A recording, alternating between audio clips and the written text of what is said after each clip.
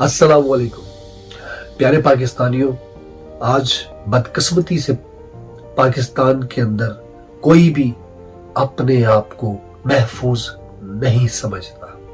बढ़ती हुई लाकानूनियत ने तमाम पाकिस्तानियों को पूरी दुनिया में परेशान कर रखा है। यह सब इस वजह से हो रहा है कि हमारे आपस के अंदर इत्तफाक और इत्तेहाद की बहुत ज्यादा शिद्दत से कमी है।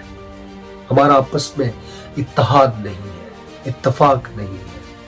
हम लोग फिरकावारियत और सुबाइयत के झगड़ों में घिरे हुए हैं।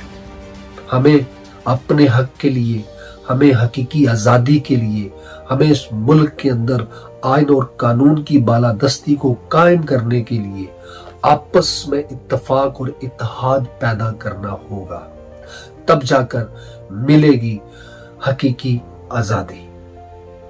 हमें अपनी आवाजों को मिलकर बुलंद करना होगा।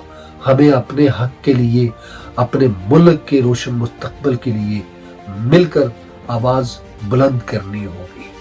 तब जाकर हम हासिल कर सकेंगे रोशन पाकिस्तान।